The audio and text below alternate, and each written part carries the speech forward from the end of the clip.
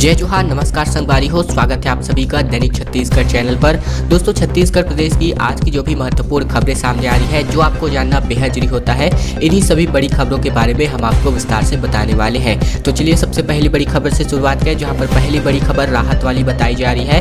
बता दें कि अब ऑक्सीजन सपोर्ट वाले 2170 बेड में से 1150 बेड खाली बताए जा रहे हैं। आईसीयू में भी 374 बेड उपलब्ध बताए जा रहे हैं। इसके अलावा राजधानी नहीं, अब पूरे प्रदेश में जो 44% बेड है वो खाली हो गए हैं, क्योंकि अब एक्टिव केसेस यानी कि सक्रिय मरीज केवल 100 में से 16% बताए जा रहे हैं। महामारी के लिहाज से प्रदेश में राहत वाली अच्छी खबर सामने आ रही है। पूरे अप्रैल में सर्वाधिक केस वाले रायपुर के अस्पतालों में अब ऑक्सीजन सपोर्ट वाले 53% से अधिक बेड जो है खाली हो गए हैं। हेल्थ विभाग के अस्पतालों में बिस्तरों की उपलब्धता के मॉनिटरिंग पोर्टल के मुताबिक यहाँ पर 112 महामारी अस्पताल और केयर सेंटर में लगभग 988 सामान्य बेड में से 767 खाली बताए जा रहे हैं। इसके अलावा अगर आप बेड के संबंधित कोई भी जानकारी जानना चाहते हैं तो इसके लिए सरकार ने cgcovid-jan-sahayata.com नामक पोर्टल का अभियान का शुभारंभ किया है। यहाँ पर आप पूरी जानकारी देख सकते हैं।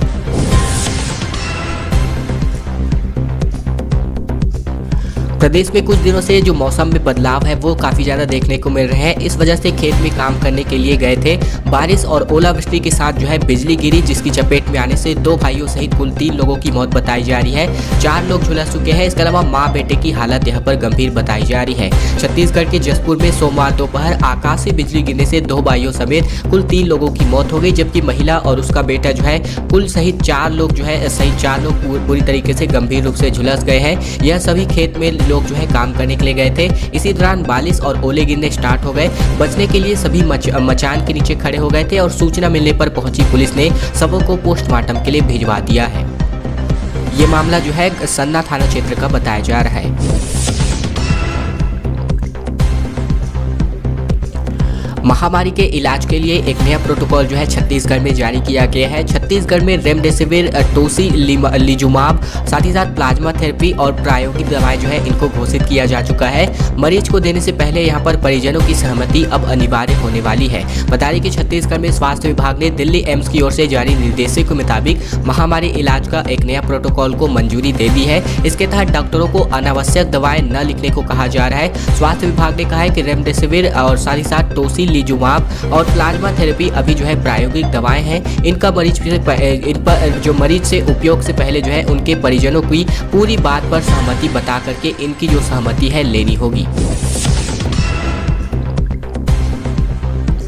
सफाई कर्मचारियों के पक्ष में एक फैसला किया गया है। बीते दिन बिलासपुर हाईकोर्ट ने कहा कि सफाई कर्मचारी को बेरोजगार होने के लिए मनमाने तौर से नहीं छोड़ सकते हैं। बर्खास्तगी का आदेश यहां पर रद्द किया जा चुका है। बता दें कि छत्तीसगढ़ के बिलासपुर हाईकोर्ट ने रायपुर विकास प्राधिकरण यानी कि RDA द्वारा सफाई कर्मचारियों को बर्खास्त किए जाने के आदेश को गलत मानते हुए इसको स्थगित या फिर रद्द कर दिया है। बता दें कि कोर्ट ने अपने आदेश में कहा है कि किसी भी सफाई कर्मचारी को इस तरह से बेरोजगार होने के लिए नहीं छोड़ सकते हैं। इससे पहले एकल पीठ कर्मचारी के खिलाफ काम नहीं, वेतन नहीं और जांच आदेश के भी जांच यहां पर दे दी गई थी। इस आदेश में बदलाव करते हुए chief justice PR Ramchandra Menon व जस्टिस PP साहू की खंडपीठ ने कर्मचारी की अपील को स्वीकार करते हुए उसको नियुक्त करने का आदेश जारी किया है।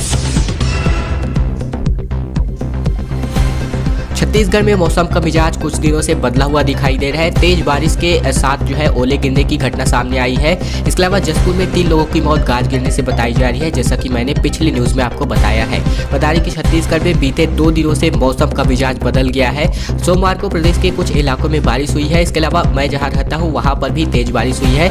बता दें कि जांजगीर जिले में भी तेज बारिश हुई है। साथ ही साथ तकरीबन 15 मिनट तक ओले भी गिरे हैं। जांजगीर जिले और उसके आसपास के कई इलाकों में ओले गिरने के बाद से तापमान में गिरावट दर्ज की गई है। जसपुर जिले के सन्ना थाना क्षेत्र के जो है गांव में गाज की चपेट में आकर के 3 लोगों की मौत बताई जा रही है। इसके अलावा मौसम विभाग के मुताबिक जो है मध्य प्रदेश और उसके आसपास जो है एक द्रोणिका निर्मित हुआ है। इसकी वजह से यह मौसम में बदलाव बताया जा रहा है। साथ ही साथ मौसम विभाग का अनुमान जारी किया गया है, जिसके अंतर्गत जो है अगले 3 से 4 दिनों तक बारिश और तेज आंधी जो है आ सकती है।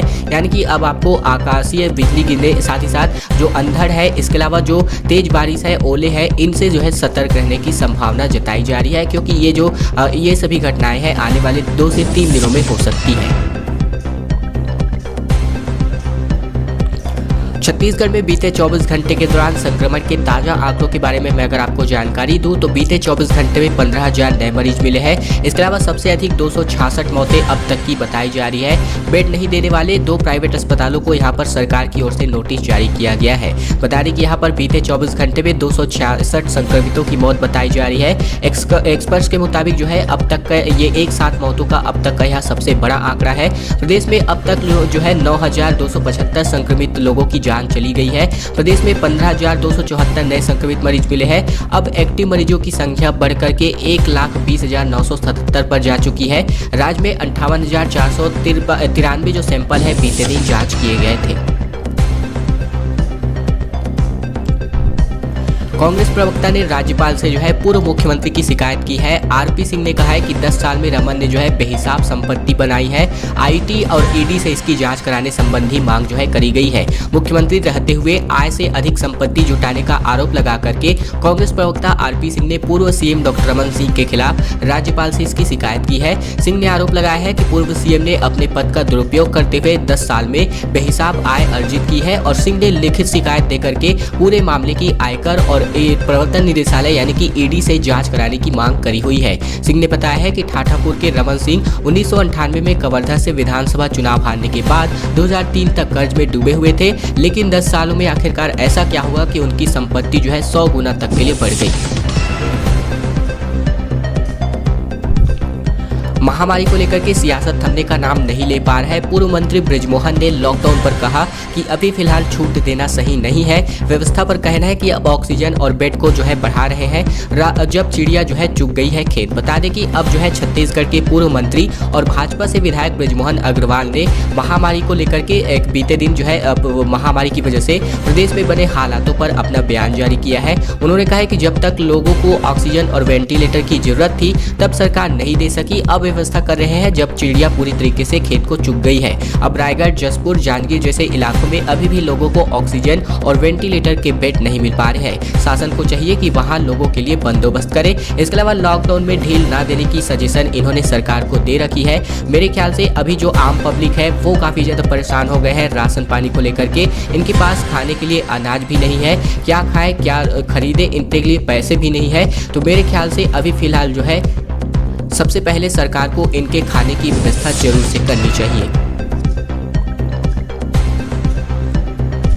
छत्तीसगढ़ में महामारी के हालात जो है सुधरते हुए दिखाई दे रहे हैं। नए संक्रमितों वाले टॉप 10 राज्यों की लिस्ट से जो है छत्तीसगढ़ बाहर हुआ है, लेकिन मौतों का आंकड़ा अभी भी चिंता की ओर संकेत दिखा रहा है। बता दें कि छत्तीसगढ़ में संक्रमण के गंभीर हुए हालात जो है धीरे धीरे पटरी पर वापस आते हुए दिखाई दे रहे हैं। बीते जो है रविवार को जो है प्रदेश में 42,3200 टेस्ट किए गए।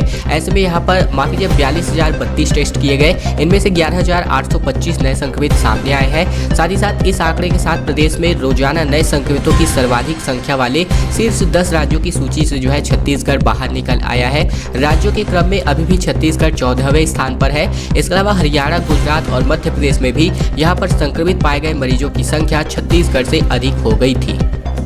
छत्तीसगढ़ में ठीक होने वालों की संख्या की तादाद जो है काफ़ी ज़्यादा बढ़ रही है। छत्तीसगढ़ में महामारी को मात देने वालों की तादाद काफ़ी ज़्यादा बढ़ गई है। ऐसे में ठीक होने वालों की संख्या जो है 12,358 बताई जा रही है। मुख्यमंत्री ने केंद्र से कारोबारियों के लिए एक राहत मांगी है। छत्तीसगढ़ में व्यापारियों को टीडीएस रिटर्न और कर्ज भुगतान की समय सीमा में 3 महीने छूट देने की मांग करी गई है। केंद्रीय वित्त मंत्री को इन्होंने पत्र लिख दिया है। बता दें कि मुख्यमंत्री भूपेश बघेल ने प्रदेश के कारोबारियों को महामारी संक्रमण और लॉकडाउन की वजह से हो रही दिक्कतों के लिए केंद्र सरकार से राहत की मांग की है। Chambers of commerce and industries की मांग पर मुख्यमंत्री ने केंद्रीय वित्त मंत्री निर्मला सीतारमण को पत्र लिखा है। इसमें उन्होंने टीडीएस रिटर्न और बैंक कर्ज के मूलधन और ब्याज भुगतान की समय सीमा को 2 से 3 महीनों तक आगे एक्सटेंड यानी कि बढ़ाने की मांग करी हुई है। दोस्तों वक्त तो चले अगली बड़ी खबर को जानने का, उससे पहले हमारी एक छोटी सी प्रार्थना है आप सभी से। वीडियो अगर आपको पसंद आ रहा है तो इस वीडियो के नीचे लाइक बटन है, दबा करके आपको इस वीडियो को लाइक कर देना है। लाल कलर के इस बटन को दबा करके चैनल को सब्सक्राइब कर लेना है। साथ ही साथ घंटी को दबा करके ऑल नोटिफिकेशन को इनेबल कर लेना है। ये छोटा सा काम आपको इसलिए कर लेना है ताकि हम जो भी प्रतिदिन छत्तीसगढ़ समाचार की वीडियो अपलोड करते हैं वो सबसे पहले आप तक पहुँचते रहेंगे बिना किसी रुकावट के। तो ये छोटा सा काम जो है आप लोगों को जरूर से कर लेना है।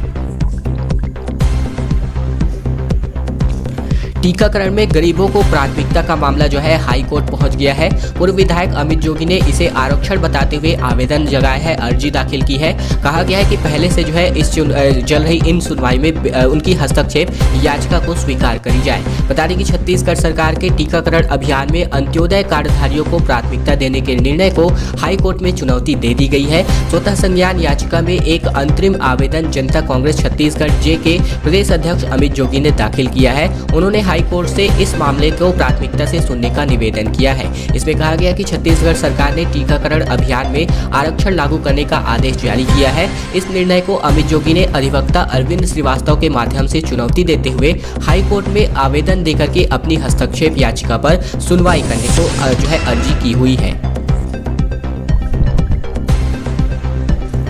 सैनिटाइजर पीने से 2 लोगों की मौत का मामला सामने आ रहा है। 4 दोस्त ने यहाँ पर महफिल सजाई हुई थी, शराब नहीं मिले तो यहाँ पर नशे के लिए यहाँ पर इन्होंने सैनिटाइजर को गटक लिया। 2 लोगों की हालत यहाँ पर गंभीर बताई जा रही है, जबकि 2 लोगों की मौत हो गई है। रायपुर शहर में शराब की जगह सैनिटाइजर पीने से 2 लोगों की मौत हो गई है, जबकि अन्य 2 की हालत गंभीर है। शहर के लालगंगा शॉपिंग मॉल के पीछे राजीव आवास बस्ती में रविवार की रात 4 लोगों ने शराब की जगह नशे के लिए सैनिटाइजर पी लिया। तबीयत बिगड़ी तो घर वालों ने इन्हें अंबेडकर अस्पताल लेकर के भागे। सोमवार की सुबह अब तक जो है 2 लोगों की मौत की खबर सामने आई थी। ऐसे में शाम होते होते यहाँ पर और भी जो अपडेट है आनी बाकी थी। राजू छुरा विजय चौहान नाम के युवकों की इलाज के दौरान जान चली गई है। इसके अलावा ये जो है नशे के हालात में यानी कि नशे के आदी थे, इस वजह से इन्होंने सैनिटाइजर को पी लिया था। दोस्तों आज की खबरों का सिलसिला यहीं तक का था। वीडियो अगर आपको पसंद आया तो वीडियो को लाइक कर देना है, चैनल को सब्सक्राइब कर लेना है इस लाल कलर के बटन को दबा करके। इसके अलावा यहाँ पर आपको जो है हमारे नए चैनल दैनिक भारतवर्ष के बारे में अब तक पता चल ही गया होगा, जहां पर हम आपके लिए राष्ट्रीय समाचार यानी कि देश भर की जो भी महत्वपूर्ण खबरें होती है वो हम आपके लिए प्रतिदिन रोजाना लेकर आते हैं। जैसे कि यहाँ पर हम आपके लिए छत्तीसगढ़ की खबरें बताते हैं, तो उस चैनल जिसका नाम है दैनिक भारतवर्ष, तो वहां जाकर के उसको आप जो है जरूर से सब्सक्राइब कर लीजिएगा। इस वीडियो के डिस्क्रिप्शन पार्ट में हमने लिंक को दिया हुआ है उस चैनल का, वहां पर जाकर के उस चैनल को जरूर से सब्सक्राइब कर लीजिएगा। और